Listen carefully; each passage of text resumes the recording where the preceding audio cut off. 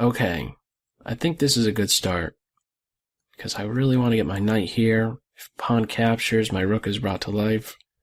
That's enough reason for me to start with f4. Actually, another one was to throw a center pawn up there, like this, behind this rook. Alright, let's follow through here. These 4 pawns are all covered by these 2 guys, at least. I could already castle. This pawn is being hit. I don't want to do this because I weaken e4. How about... Well, I don't want to do this either because of bishop h3. Just go one step.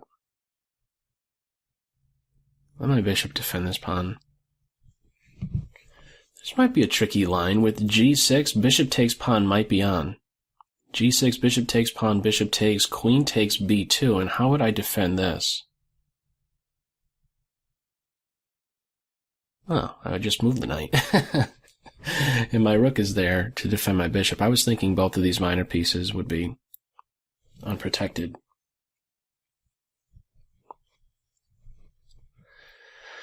Okay. Next move. It's a bit uncomfortable. That knight's not going to bother me anytime soon. Let's get him out. I think I just need to move this guy in order to castle queenside. I could already castle kingside. I think I want to castle queenside. Not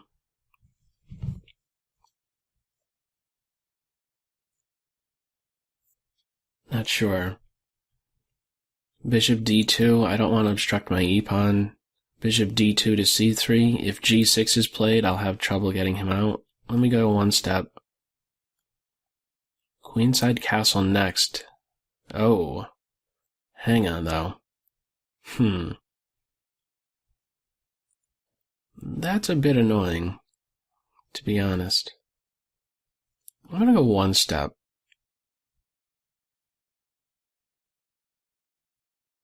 Hang on. I still allow this push. Hang on, what about this? Knight here, throw a punch at this. If I move my pawn, I'm fearful of c5, and I don't know how he gets working again. With this last move, b5 is one of the squares that have been weakened. What about knight d4? Moving the same piece twice, but at least making sure my knight will remain active. They're connected. I'm throwing a punch here, and now I think a4. Might end up losing a pawn, but I'm going to try it. c5 here, bishop takes, pawn takes, knight c7. I think I'll have to live with that pawn dropping. Okay. I think I wanted to throw this pawn in the center, like right now. Let's go for it. Yes, definitely. Let's get e4 in. It's kind of weird having the kings like this. The rook's right next to the king. I'm really thinking about queenside castling. Especially if this d file opens up. If we have d takes e, and this file is completely open, queenside castling. Pretty nice. Queenside castling for black, there's a lot of pawns that have moved. Definitely have to go there. And now on knight c7, bishop takes, pawn takes, knight c7, e5 will trap this bishop. So this is probably pretty uncomfortable for black. Threatening to take the bishop and mess up the pawn structure. I don't have another move then to recapture, so remove that. Save a half a second. And then can consider e5. I might want to just keep this pawn duo here. Retain the flexibility. Ooh, give me that dark square bishop, huh? Also weakening light squares, so this comes to mind here. I like, well, you know, if I take here, maybe this pawn is going to be captured. Let me get this move in first. Maybe I just play here. And then b3, make sure he's outside of my pawn chain. Okay, and now... I'm gonna go with this. Now if he isn't taken, I'm gonna take the bishop and play b3. And... well, we'll see how it pans out. What's this knight going to do? I might want to consider h3 and g4. And I'll certainly be going queenside. Okay, take here. Slight space advantage. He's glued here on b5. My bishop stays very active. They went kingside. Wow.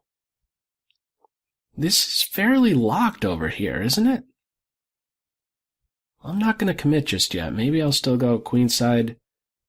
Maybe kingside. This is still a fine structure if I want to go kingside. You know, nice little flight square, though my queen is kind of stuck. I don't know that I want to play here, being in a pin, but not really a way to exploit that. But I'm going to reserve my options for just a little bit still. Leaving my options open, not declaring my king's intentions just yet. 2 minutes, a minute and a half for Team Black. What? Oh, this pawn wants to move? Getting out of a pin. Okay. I think I want to push in the center with tempo, and I'm going to do that. And I am going to follow up with g4 next. Their queen is stuck. My queen has more movement here. And this is probably a big issue now. Ooh. Oh boy. Okay. Take here.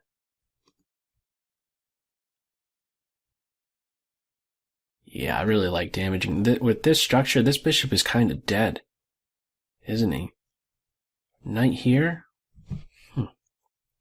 My initial reaction was get my knight into c4, but I should be thinking more forward, like knight g5 hitting here. Yeah, this has to be incredibly annoying right now, this move. I'm going to castle kingside. I'm not even going to make it. I'm not going to allow it get to a point where there's even some thought of a race. Oh, that's close to mate. That's the ball game here, because he's dropping. It's even worse than that. I hit the rook, he has to go back, and then he arrives back here now, this time with the fork. I'm going to be up a full piece there. A full rook, I should say. Alright, good game. Let's back up here. Let me dive into this right here. Game history. Where was there an issue? I was starting to feel like I didn't like my decision to start with f4, and I was liking your move.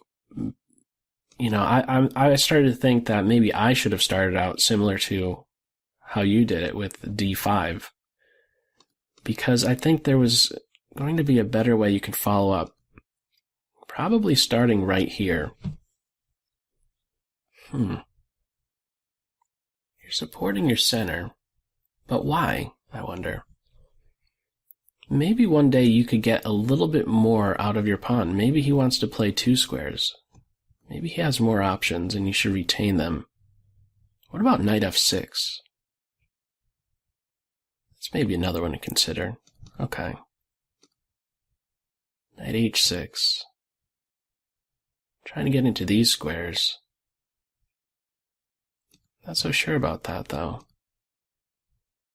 It's another pawn move. A lot of pawn move. Maybe just way too many pawn moves here.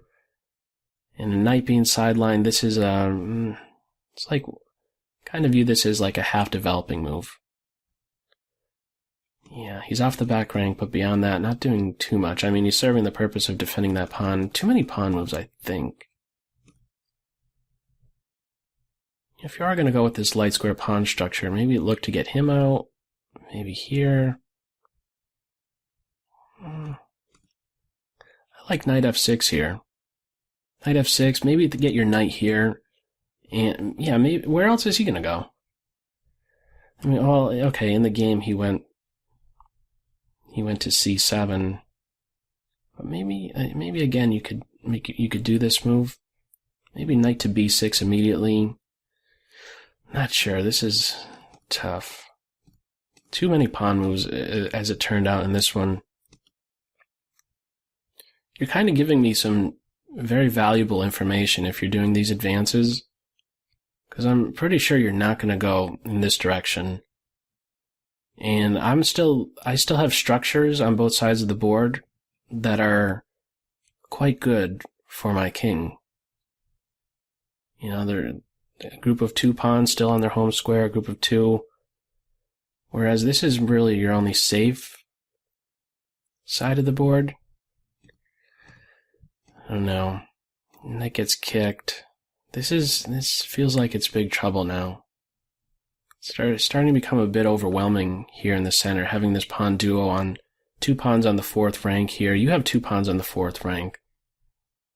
But I also have a knight now in your territory, and he's a giant pest. I think this was the other try. No, I back up. I was saying it during the video, or during the game. Bishop takes, pawn takes, knight c7 is met with e5, and your bishop's stuck. It seems very awkward. There has to be a better setup, and I'm not quite sure what it is. Maybe knight out. It's a tough call. Knight out. Maybe this pawn push. Get your knight to a better square. I'm not really sure what to even offer. I liked how you started, but I don't know how exactly to follow up. Really have to devote a lot more time than I am right now to coming up with something in these original starting positions, but yeah, I don't know. In the game, your knight ended up not making use of any of these 2 squares, so probably better to keep him more central. Knight f6, bishop to f5. Knight b6. I think you're kind of done with pawn moves, maybe making one more pawn move with e6 after he's out here somewhere, but it turned out to be too many pawn moves. This b6, trying to inconvenience my knight, but that really turned out to be a waste because I centralized him and then dropped into b5. So just a couple ideas I'm throwing at you there. He turned out to be an awesome piece, and your king was lacking a lot of space here. It's just too much. Even if you're defending here, when the best move is queen here, it's the only way to defend this pawn. It's still very difficult, because this is happening and your king is in trouble. But okay, that's Fischer random for you. Alrighty. Good game. Let's close out of this.